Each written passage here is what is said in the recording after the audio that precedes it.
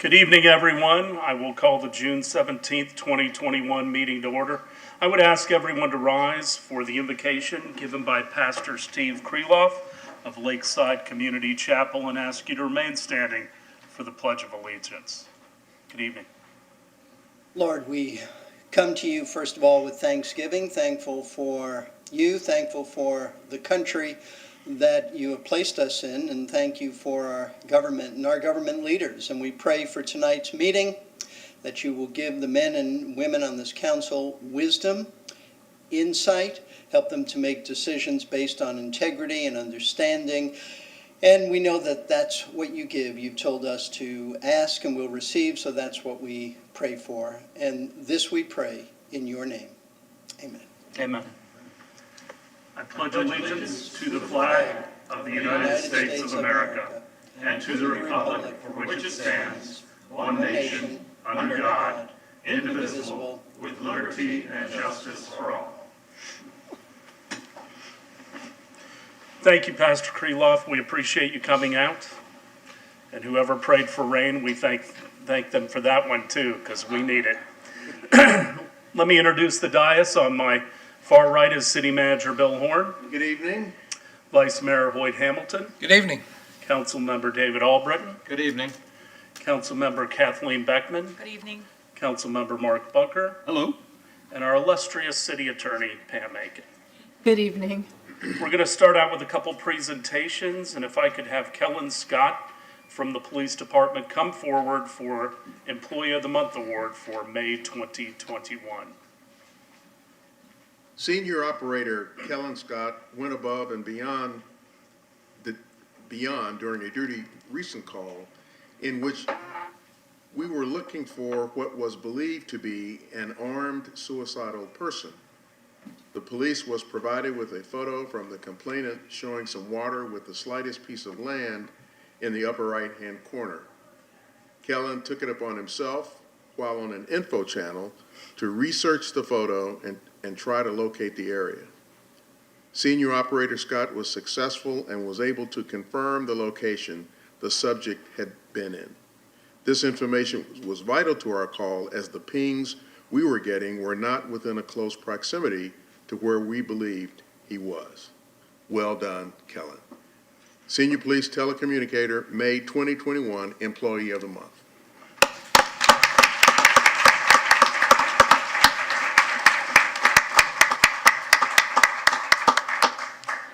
Great job.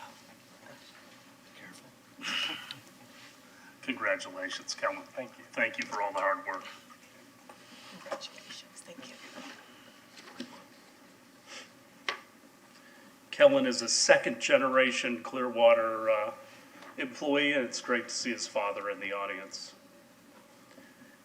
Next, I would like to call forward Lindsay Flynn from the Clearwater Marine Aquarium to talk about sea turtle conservation and the program that they head up for Pinellas County. Good evening. Good evening, and thank you so much for having me this evening. I'd like to bring up a short presentation for you. Again, my name is Lindsay Flynn. I'm the supervisor of the Sea Turtle Conservation Program at Clearwater Marine Aquarium, and I'm here tonight to speak with you very briefly about our sea turtle friendly lighting initiative here at Clearwater Marine Aquarium. Thank you. So if you're not aware, sea turtles actually nest on our beaches here in the city of Clearwater and throughout Pinellas County during our summer months. The sea turtle nesting season officially lasts from May 1st through October 31st. Our most common nesting species is the loggerhead sea turtle that you see on your screen there. But on rare occasions, we can also get the Kemp's Ridley sea turtle and the green sea turtle. And to very briefly go over the nesting process with you so you understand a little bit more about it, for loggerhead sea turtles, adult females emerge from the surf zone at night. They're going to crawl up the beach somewhere between the high tide line and the primary dune. They're going to prepare their nest site by pushing or digging surface sand away with their front flippers to create a shallow depression in the sand called a body pit. Next, they're going to use their rear flippers to create a hole in the sand that we call the egg chamber or the egg cavity. It kind of looks like an upside down light bulb. Then they're going to deposit those eggs in the chamber. They typically lay between 80 and 120 eggs per clutch. They can lay anywhere between 2 and 8 nests per season every 2 weeks. And then they nest every 2 to 4 years because that's a lot of work. Then they're going to work backwards. So they're going to cover that nest with sand with their rear flippers. Then they're going to camouflage the sight and the smell of the nest by casting sand over it with their front flippers.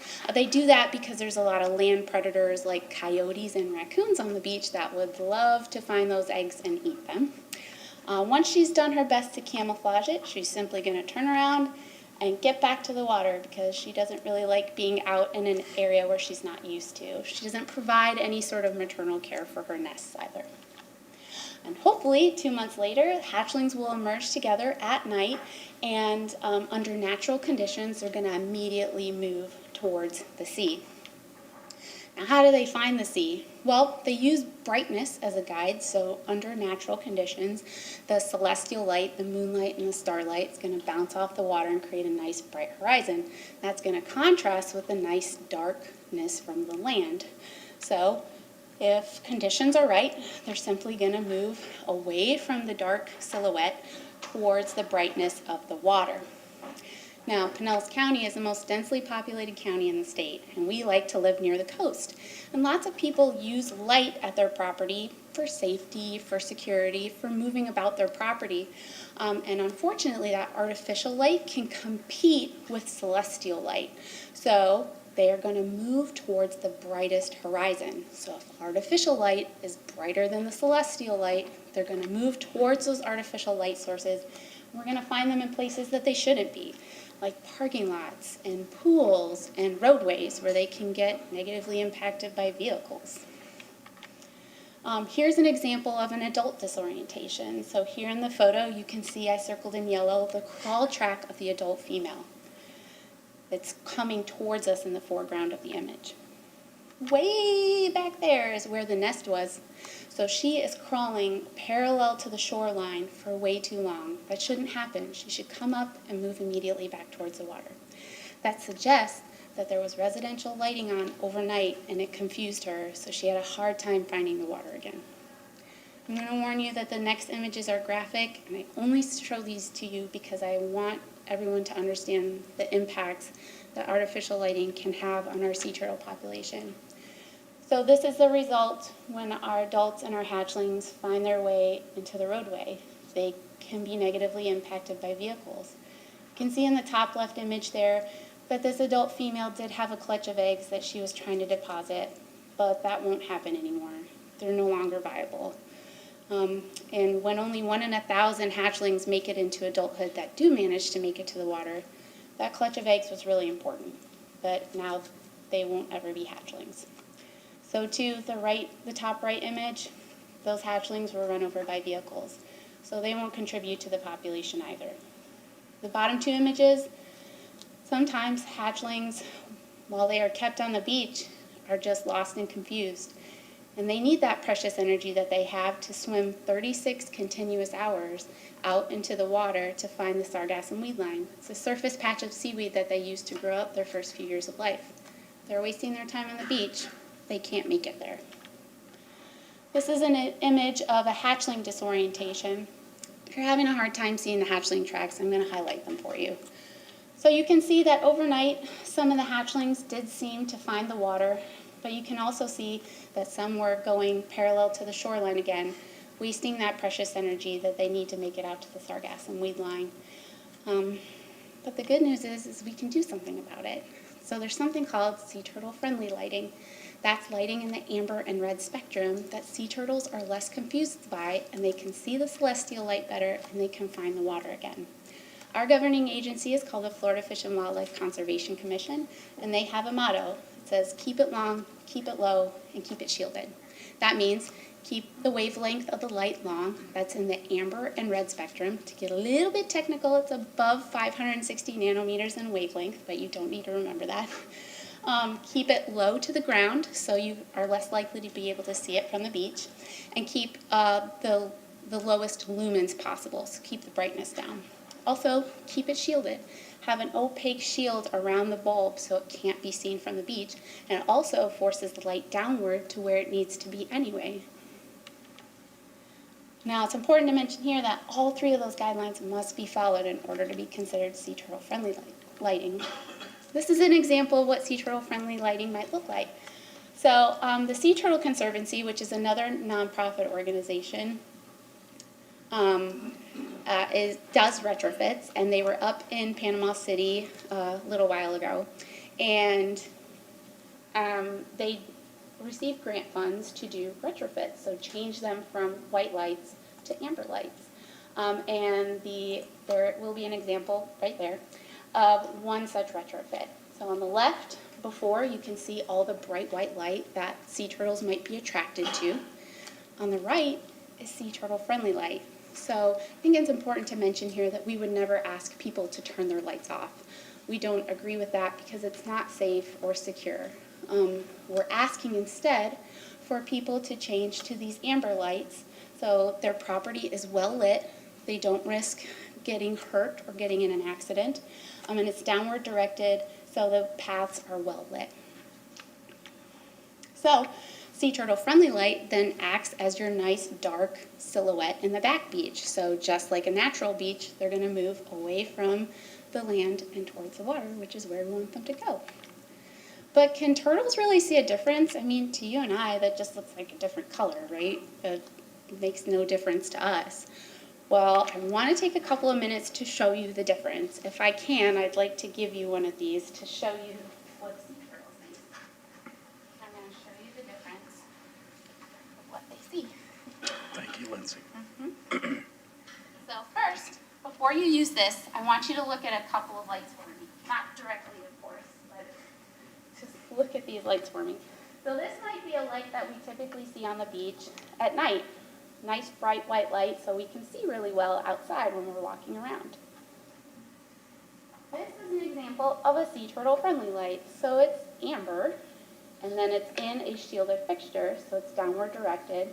Everyone can still see. Now, I want you to take that card, and I want you to look through that blue filter at the light I'm going to show you. So this is what a sea turtle would see. I want you to look at that white light. See how you can see it really easily? Looks like a bright blue light to you, right?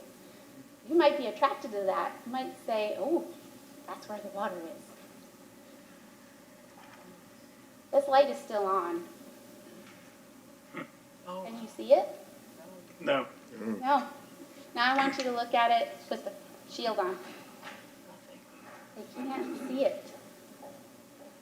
So while we can see it and use it to our advantage, sea turtles can't, and they can use it to their advantage too, to find the water again. So what does CMA do for beachfront properties? Well, we do a couple of things. People may not know this, but we provide free lighting site visits for businesses and for residential properties. Any beachfront property in our survey area, which is from Clearwater to Treasure Island, we provide a free lighting site visit. We'll come to your property and say, let's look at the lights together. Let's figure out what needs to happen in order to make it sea turtle friendly. And we provide that free of charge to them. We'll also provide educational materials like the Safe Light Guide that I just gave you. We'll also provide useful websites to learn more about sea turtle friendly lighting. We'll also provide you contacts for lighting distributors. It may not be so easy to find the bulbs and the fixtures that you need. We're here to help you. We'll also provide possible funding sources. I mentioned that Sea Turtle Conservancy used grant funds up in the Panhandle to do these retrofits. The good news is that they're here in Pinellas County to help us right now.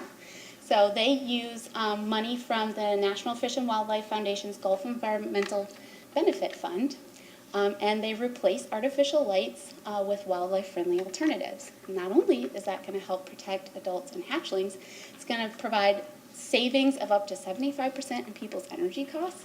It's going to help them bring the property into compliance with local lighting ordinances, and it's going to install what I think is aesthetically pleasing light. The good news is that we have worked with Sea Turtle Conservancy to retrofit 25 properties in Pinellas County since last August, which is really exciting. And some of them are in the city of Clearwater, which is even better.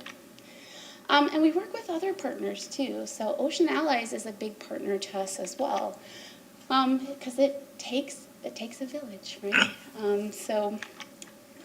They are an organization that works with businesses in the city of Clearwater to achieve ocean-friendly certification. And that means that they work to inspire whole communities to make simple switches to protect the marine ecosystem vital to human health and hearts around the world. Now, what's great is part of their ocean-friendly certification process now includes that if they can be seen from the sandy beach, that they must adhere to sea turtle-friendly lighting according to the FWC guidelines. And this is a great partnership because they already are building community relationships, and we use that in order to gain awareness and interest in our lighting initiative. And we're hoping that the city of Clearwater wants to join in that. So with that, I say thank you so much for listening to me, and I will take any questions if you have them. Thank you, Ms. Flynn. How are we doing on Clearwater Beach overall? So there are some good things and there's some room for improvement, right? So there's some good things like a lot of the city-owned pathways have sea turtle-friendly light, which is excellent. I notice a lot of the street lights are starting to come into compliance, but we also have room for improvement. There's plenty of businesses and residential properties that still aren't aware that sea turtles even nest on our beaches, so they don't know that they might be contributing to these disorientation events. So I think it's important for us to raise awareness with these property owners because I don't think that they necessarily have a problem with it. I think that they just don't know. Other questions? Councilmember Albritton.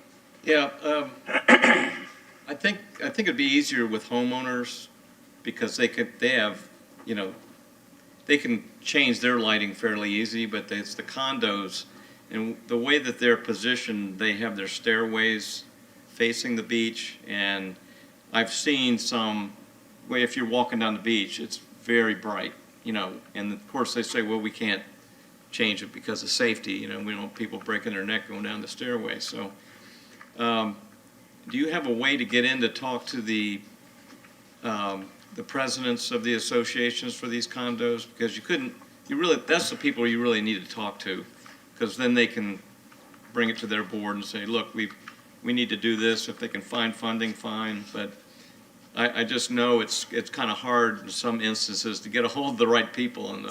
Oh, yes, and, the management changes all the time, right? So any contacts that we can get from outside folks is a huge help because, just as you said, you don't always know who to contact and you don't know who to talk to. So we're always looking for help in terms of who to contact, who's the right person to talk to about these things. I absolutely agree with you.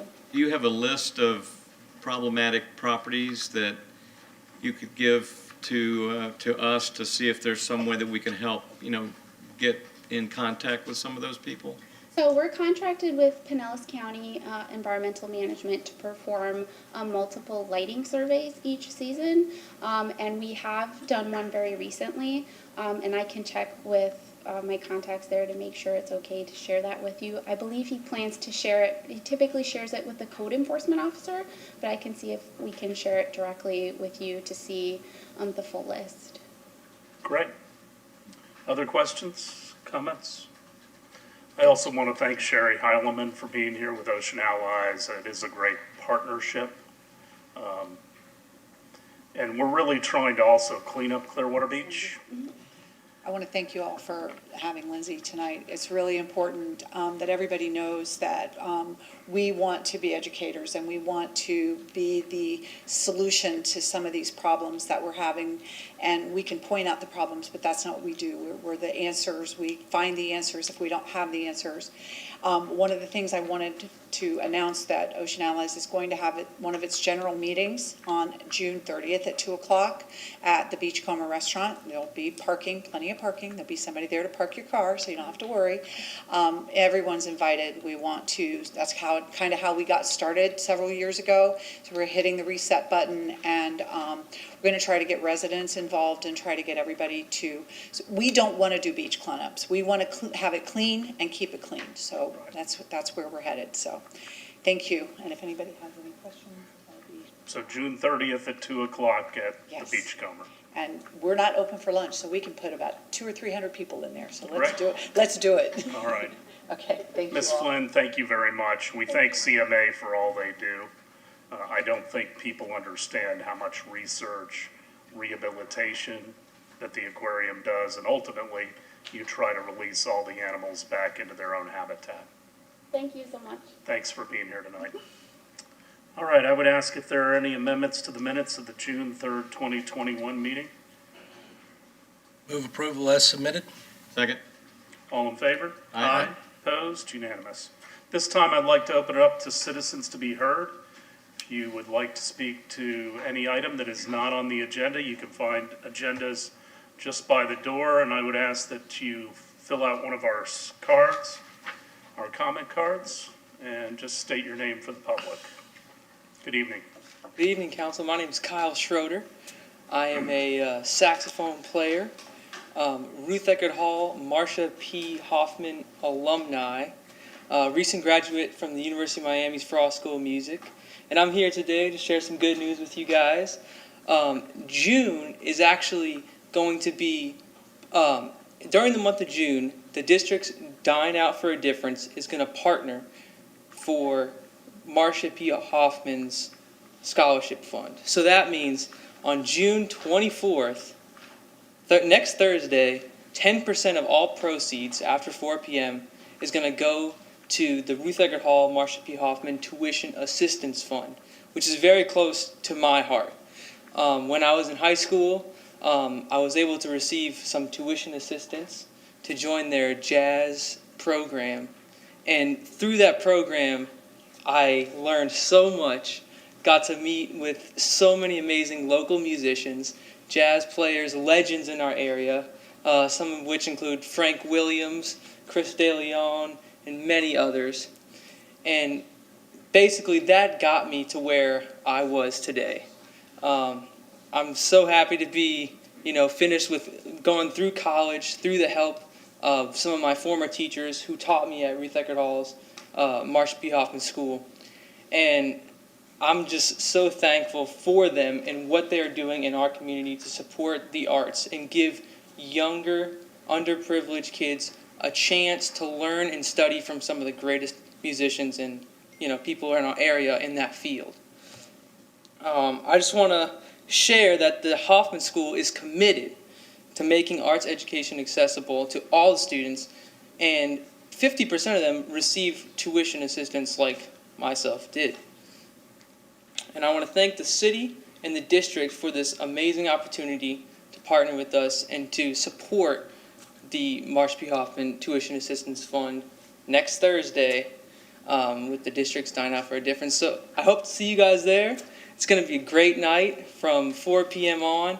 10% of the profits are going to go to creating some young, killing musicians.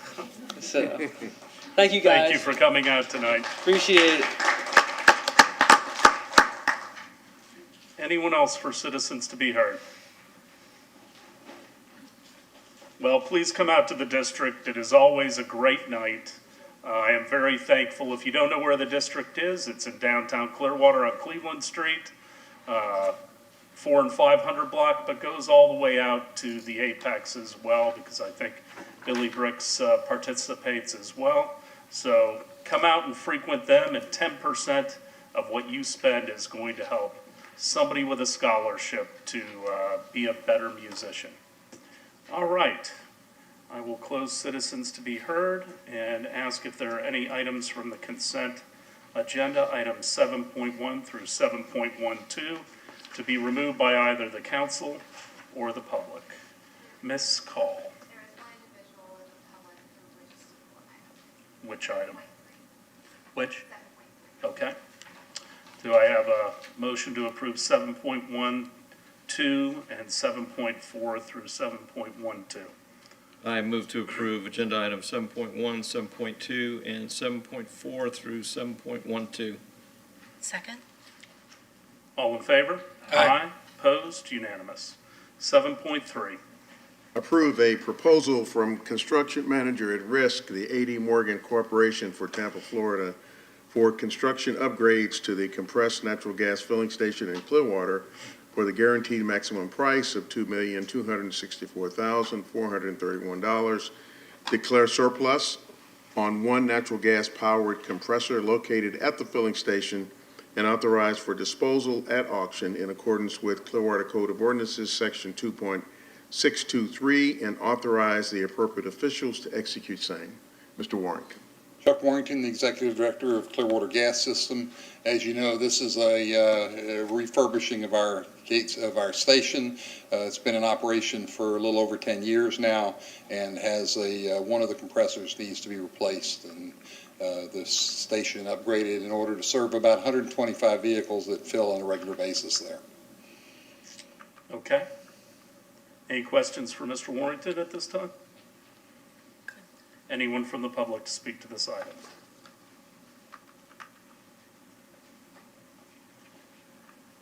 Good evening, Mr. Mayor, council members, Mr. Aiken, or Mr. Horn, Miss Aiken. My name is Jamie Lewis. I reside at 616 Lake Forest Road. I wanted to speak to you about this item. Moving to natural gas in 2011 was a positive step in the right direction, especially for our sanitation trucks. I believe it's 80 trucks that now run on natural gas as opposed to diesel, and that's a great move for the environment, for the city's finances. I know the Clearwater natural gas system is a revenue maker for the city. However, it's not the final step, for the environment and addressing climate change. First, I want to review some facts about natural gas. It is better than coal and distillate fuel. Coal produces about 200 pounds of CO2 per British thermal unit. Distillate fuel produces more than 160, whereas natural gas produces about 117. However, it does produce 29% of all methane gases released in the United States. And that is significant because methane gas is 34 times more powerful, more efficient at trapping heat than CO2. So natural gas is perhaps cleaner than coal and other fossil fuels, but it's not as clean as we thought maybe 10 years ago. And so we need to be moving towards cleaner, more renewable fuels, solar and wind, just to name a couple.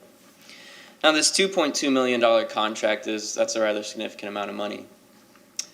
So my ask would be that if we're willing to spend $2.2 million to retrofit our natural gas system for the next 10 to 15 years, then when it comes time to transition to more renewable sources and put in electric vehicle charging infrastructure, that we'd be willing to spend at least that much money.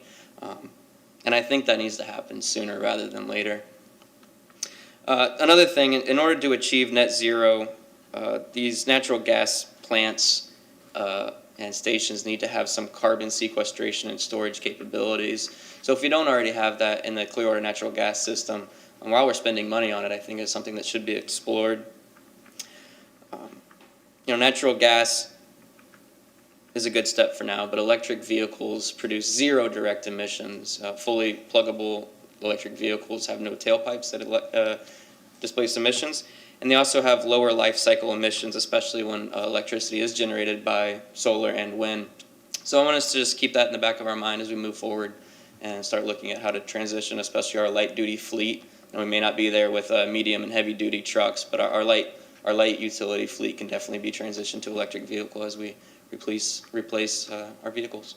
So thank you for your time and your service to the city. Anyone else to speak to this item? Do I have a motion? I have a motion to approve agenda item 7.3. Second. All in favor? Aye. Opposed? Unanimous. 8.1. Declare surplus for the purpose of sale through invitation to bid 4621, 450 public parking spaces located in condominium unit PUB of the North Beach Plaza Condominium Parking Unit at 490 Poinsettia Street, Clearwater. Said real property legally described as condominium unit PUB of North Beach Plaza Condominium, a condominium according to the declaration of condominium thereof, recorded in Official Records Book 19444, page 145, and any amendments thereto and the plat thereof, recorded in Condominium Plat Book 159, page 91 of the Public Records of Pinellas County, Florida, together with its undivided share in the common elements appurtenant thereto. Mr. Borzak. Good evening, Robert Berzak, Real Estate Services. On December 29, 2016, the city acquired fee simple ownership of their parking condominium containing 450 spaces on levels 3 to 6 in North Beach Plaza parking garage. The appraised value has been determined to be $11.16 million by Millspawn Associates and $13.245 million by Tobias Realty Advisors. The city's total invested in parking condo is $11,580,246, which is the figure city management recommends council set minimum bid at. City management supports declaring the property surplus for the purpose of sale through invitation to bid. Be happy to answer any questions. Any questions from Mr. Berzak? Anyone from the public to speak to item 8.1?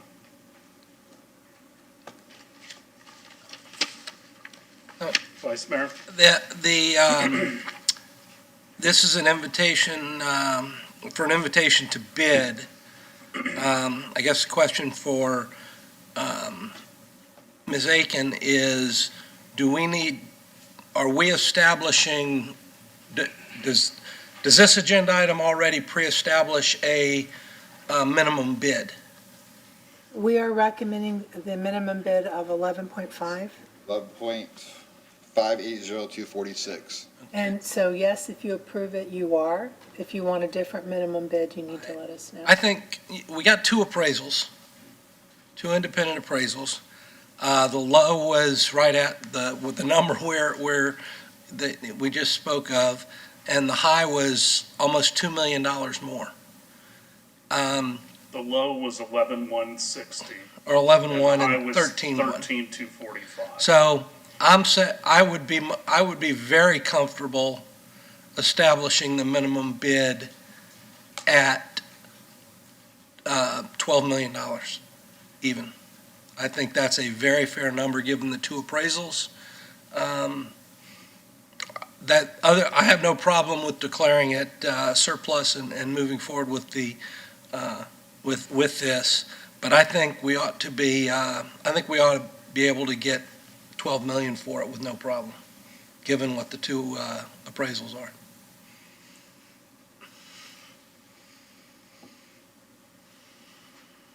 Councilmember Beckman? Okay, so it's my understanding in my discussions with our city attorney that in our development agreement, we have the right of first refusal for this purchase. Not for this purchase. We have a right of first refusal on the remaining of the garage. Oh, all right. as they say. This we own. Okay. Yeah. All right, so we would put this out for a bid at a minimum of 12 million. And if someone comes up with 12 million, then the owners of the rest of it can sell our share of it. No. So what we're putting up to bid is our ownership, which is 450 spaces. Right. The rest of it is owned by Paradise. They own 250 spaces, and do you remember how many thousand square feet of retail? Is it 18, something like that? 18,000 square feet of retail. I believe they have a contract for the sale of that. But these are unrelated transactions. And we may get one bid, we may get no bids, we may get 6 bids. But didn't we talk about their contract contingent on us selling ours? I misspoke on that. It is not contingent. But I will say, if we have a desire to look at buying, my understanding is the contract is we do have first right of refusal if Paradise wants to sell their spaces and their ownership of the property. My understanding is their contract with, is it Seaside, or the name of the company that is buying it, is somewhere in the $20 million range. 20 million for 250 spaces plus the retail space. Do we want to spend $20 million and own the whole shooting match? I would not recommend that.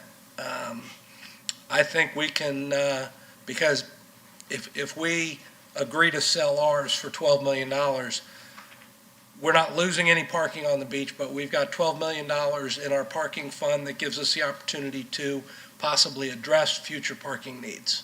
So,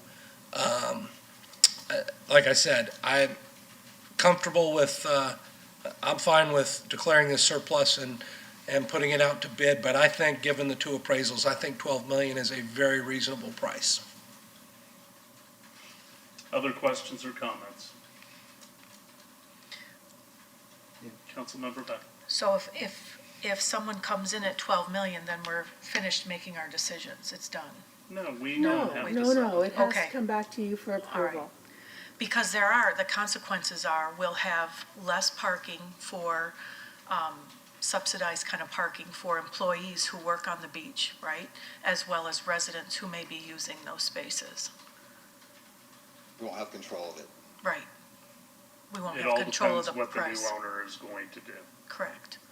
From my understanding is they are still going to have monthly employee parking. This is just the first step in a process. It does not lock us into anything, Okay. other than if we set a minimum price. That has to be met.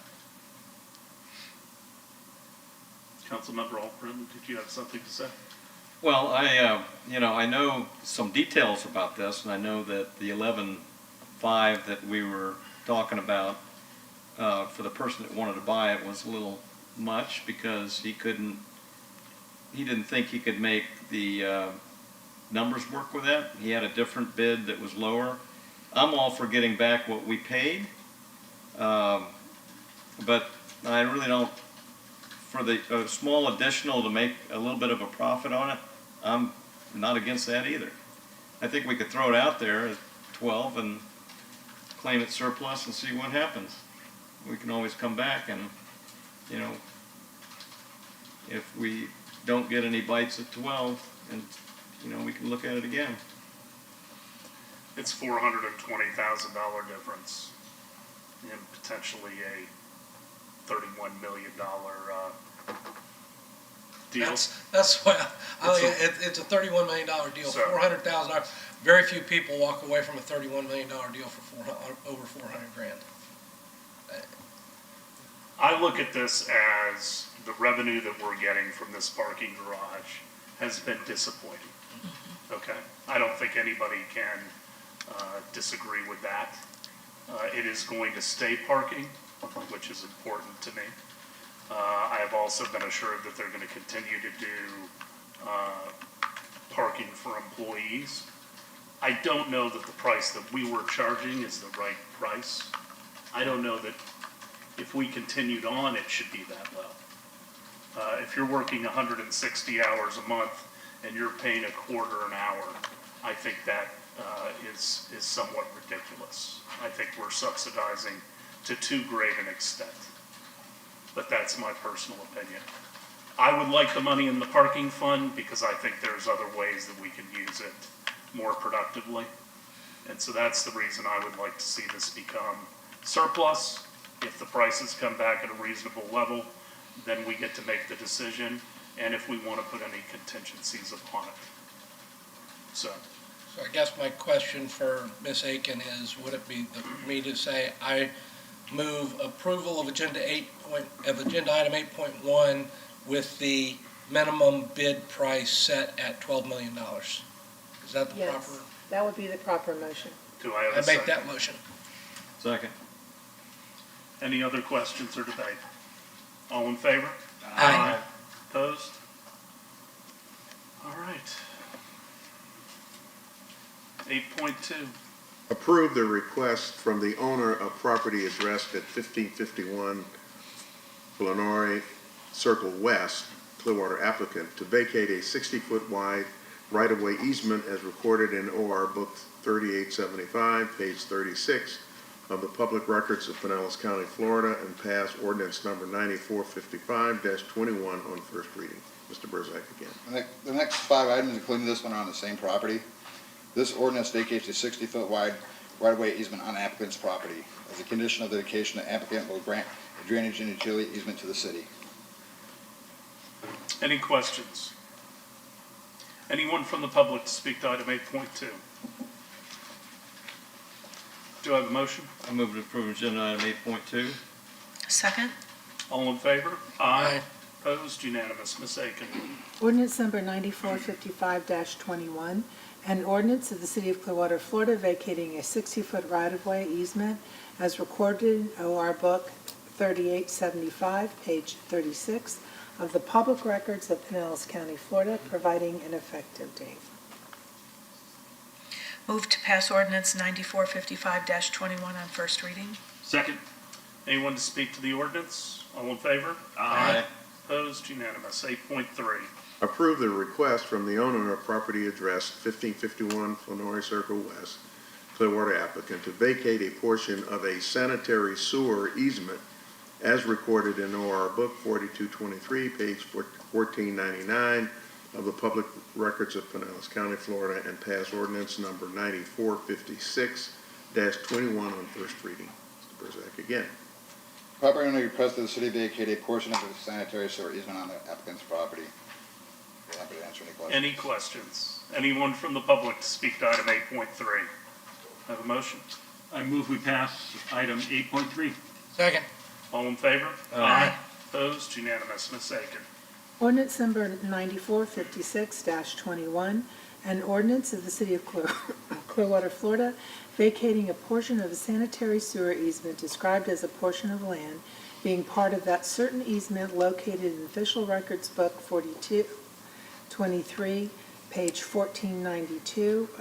99 of the Public Records of Pinellas County, Florida, providing an effective date. I move to pass ordinance 9456-21 on first reading. Second. Anyone to speak to the ordinance? Seeing none, all in favor? Aye. Opposed? Unanimous. 8.4. Approve the request from the owner of property addressed at 1551 Flannery Circle West, Clearwater applicant, to vacate a portion of that certain drainage and utility easement as recorded in OR Book 4055, page 397 of the Public Records of Pinellas County, Florida, and pass ordinance number 9457-21 on first reading. Mr. Burzak again. The property owner requests that the city vacate a portion of a drainage and utility easement on applicant's property. Happy to answer any questions. Any questions? Anyone from the public to speak to this item? Have a motion? I move to approve agenda item 8.4. Do I have a Oh, second? second. Sorry. All in favor? Aye. Opposed? Unanimous. Ms. Aiken. Ordinance number 9457-21, an ordinance of the City of Clearwater, Florida, vacating a portion of drainage and utility easement described as a portion of land being part of that certain drainage and utility easement recorded in Official Records Book 4055, page 397 of the Public Records of Pinellas County, Florida, providing an effective date. Move to pass ordinance 9457-21 on first reading. Second. Anyone to speak to the ordinance? All in favor? Aye. Opposed? Unanimous. 8.5. Approve the request from the owner of property addressed at 1551 Flannery Circle West, Clearwater applicant, to vacate a portion of a sanitary sewer easement as recorded in OR Book 4055, page 399 of the Public Records of Pinellas County, Florida, and pass ordinance number 9458-21 on first reading. Mr. Burzak again. Thank you. The property owner requests that the city vacate a portion of a sanitary sewer easement on applicant's property. Happy to answer any questions. Any questions? Anyone from the public to speak to this item? Have a motion? Move to approve item 8.5. Second. All in favor? Aye. Opposed? Unanimous. Ms. Aiken. Ordinance number 9458-21, an ordinance of the City of Clearwater, Florida, vacating a portion of sanitary sewer easement described as a portion of land being part of that certain easement recorded in Official Records Book 4055, page 399 of the Public Records of Pinellas County, Florida, providing an effective date. Move to pass ordinance 9458-21 on first reading. Second. Anyone to speak to the ordinance? Hearing none, all in favor? Aye. Opposed? Unanimous. 8.6. Approve the request from the owner of property addressed at 1551 Flannery Circle West, Clearwater, applicant, to vacate a water line easement as recorded in OR Book 20673, page 1028 of the Public Records of Pinellas County, Florida, and pass ordinance number 9459-21 on first reading. Mr. Burzak. Thank you. The property owner has requested the city vacate a water line easement on applicant's property. As a condition of vacation, the applicant will grant a replacement water line easement to the city. Happy to answer any questions. Any questions? Any questions from the public? Move to approve agenda item 8.6. Second? All in favor? Aye. Opposed? Unanimous. Ms. Aiken? Ordinance number 9459-21, an ordinance of the City of Clearwater, Florida, vacating a water line easement as recorded in OR Book 20673, page 1028 of the Public Records of Pinellas County, Florida, providing an effective date. Move to pass ordinance 9459-21 on first reading? Second. Anyone from the public to speak to the ordinance? Seeing none, all in favor? Aye. Opposed? Unanimous. 8.7. Declare 3 parcels of certain real property in Section 15, Township 29 South, Range 15 East, located at 704 Court Street, 710 Court Street, 701 Franklin Street in Clearwater, as surplus for the purpose of conveying the 3 parcels to the Pinellas Suncoast Transit Authority, PSTA, in exchange for a parcel owned by the PSTA located at the northwest corner of South Garden Avenue and Pierce Street, Clearwater, Florida, in order to effectuate PSTA's construction of a new multimodal transit facility. Mr. Burzak. Thank you. All 3 parcels were acquired individually to assemble for the purpose of acquiring key parcels well suited for transit or government purposes. City management have reviewed and support declaring the 3 parcels surplus. Any questions? Anyone from the public to speak to item 8.7? Motion. I happily move to approve item 8.7. Second. All in favor? Aye. Opposed? Unanimous. 8.8. Continue to July 15, 2021.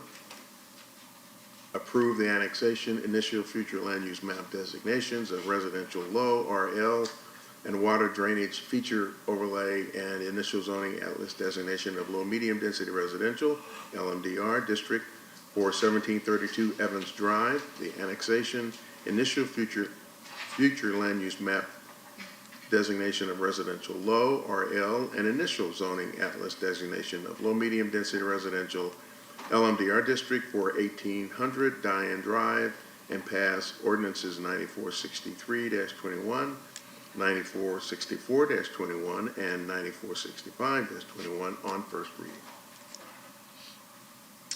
Anyone from the public to speak to item 8.8? I have a motion to continue. I would move to continue agenda item 8.8 to July 15th.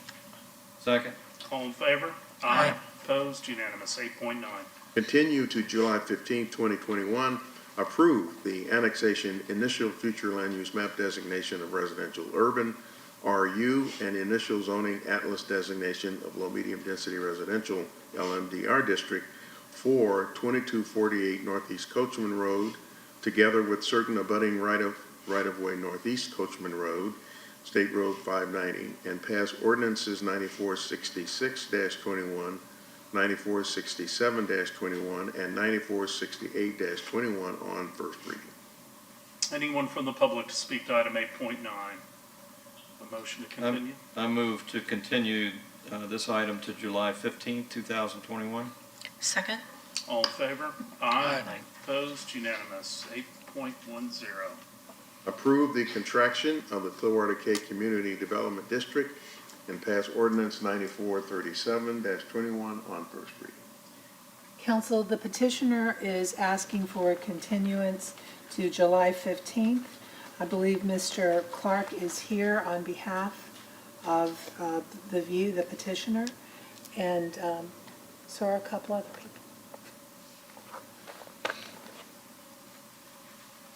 Good evening.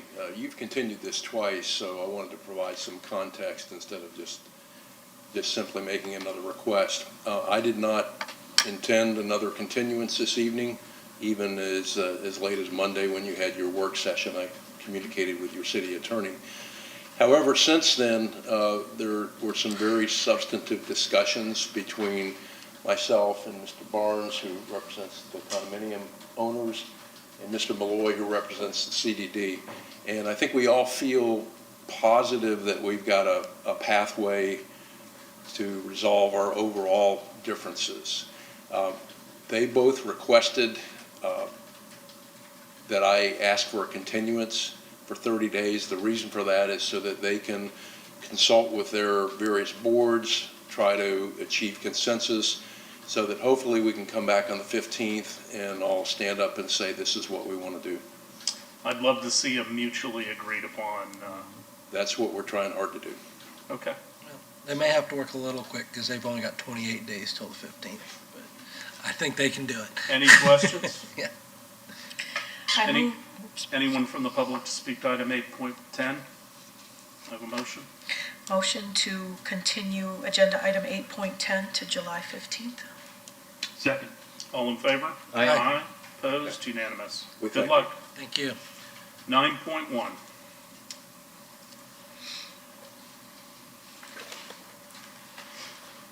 Ordinance number 9475-21, an ordinance of the City of Clearwater, Florida, amending the operating budget for the fiscal year ending September 30th, 2021, to reflect increases and decreases in revenues and expenditures for the General Fund, Special Program Fund, Air Park Fund, Clearwater Harbor Marina Fund, and Parking Fund as provided herein, providing an effective date.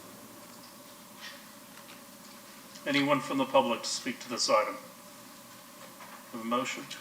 I move we adopt ordinance 9475-21 on second reading. Second. All in favor? Aye. Opposed? Unanimous. 9.2. Ordinance number 9476-21, an ordinance of the City of Clearwater, Florida, amending the capital improvement budget for the fiscal year ending September 30th, 2021, to reflect a net increase of $2,137,685, providing an effective date. Anyone from the public to speak to this item? I move to adopt ordinance 9476-21 on second reading. Second. All in favor? Aye. Opposed? Unanimous. 10.1. Accept a sidewalk easement from the property owner for the repair, maintenance, and replacement of a sidewalk on real property located at 604 Lime Avenue, and adopt resolution 21-23. Mr. Burzak. Robert Burzak, Real Estate Services. The sidewalk easement will allow the city rights for repair, maintenance, and replacement of a sidewalk on the site recently developed for residential use. Be happy to answer any questions. Any questions? Anyone from the public to speak to item 10.1? Do I have a motion? Move to approve agenda item 10.1. Second? All in favor? Aye. Opposed? Unanimous. Ms. Aiken? Resolution number 21-23, a resolution of the City of Clearwater, Florida, accepting a sidewalk easement from Yasmin Mohammed Galal Mikawi and Ashraf Ahmed Ragab, please forgive me the pronunciations, for the repair, maintenance, and replacement of a sidewalk at 604 Lime Avenue, providing an effective date. Move to adopt resolution 21-23. Second. Anyone from the public to speak to the resolution? Seeing none? All in favor? Aye. Opposed? Unanimous. Mr. Horn, anything else? No, Mayor, I have nothing else. Okay. Ms. Aiken? No, sir. All right. So, may I ask, young lady, how do we deserve your presence tonight? She just came to see what the city council was all about and how it works.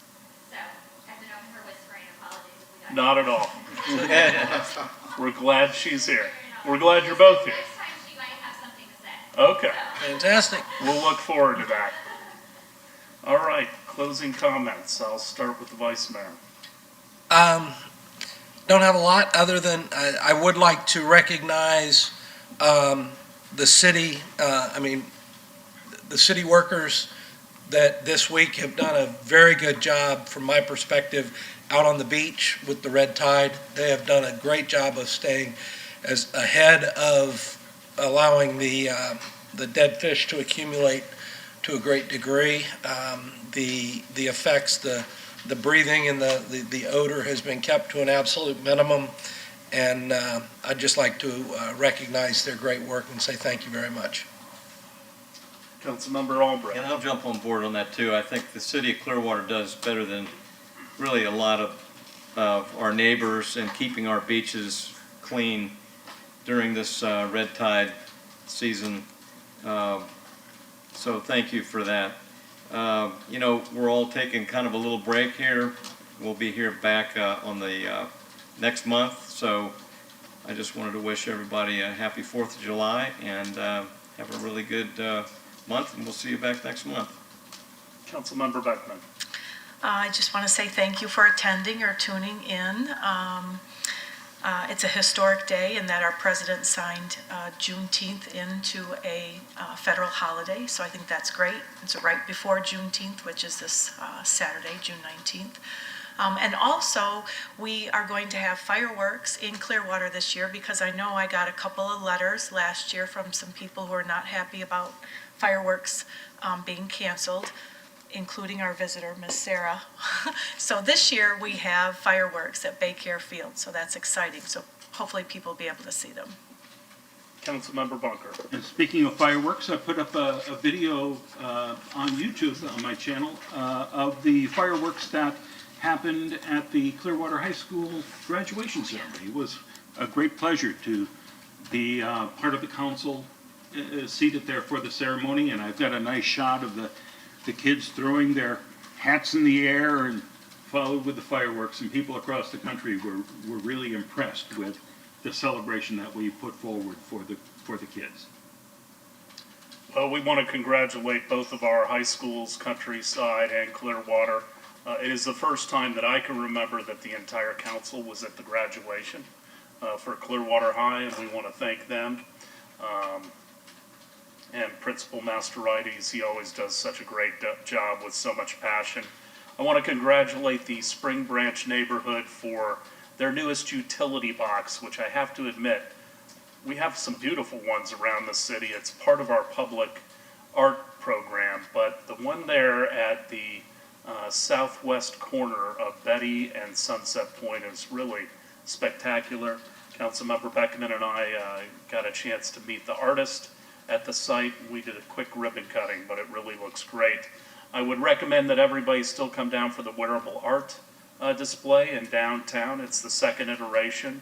I also got to do a ribbon cutting for Search to Close, and I wouldn't normally mention this, but it is at the northwest corner of Keene and Gulf to Bay, a site that has really been unsightly for a very long time. It used to be a scooter store, and the architectural renderings that they're going to pursue are really beautiful. It'll be a really great addition. I also want to congratulate Icy Gully. We presented her with a key to the city. For 41 years, she has been helping people attain the American dream of household ownership, and she is a marvelous lady that has done so much for the city, and I just want to congratulate and thank her. I also want to thank the Clearwater Rotary this week. They took time out and had an entire program where they recognized one of our firefighters and one of our police officers for what they do off the job. They all do great things on the job, literally saving lives, but they reached out to people that they weren't obligated to, and they took the time to make their lives a little bit better. I will also say that we've had a couple issues recently in the city that our police officers have had to deal with that are atrocious. And I am appalled by the behavior, frankly, of some citizens in challenging police officers.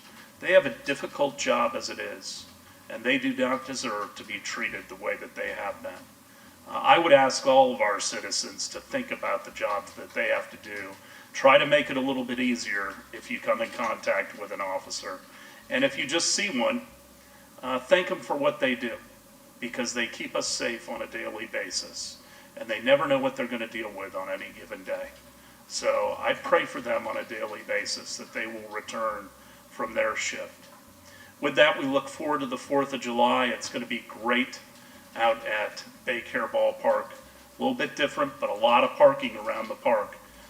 You probably don't even need to go in. You can just hang out. I think the Best Buy and Home Depot and St. Pete College will all have full. The chief is dying back there. Chief, I didn't need to tell them they're going to do it on their own. So I certainly would. Don't do it. Thank you all for tuning in. With that, we're adjourned. God bless. Whoa. So. Well, Mike missed it by now.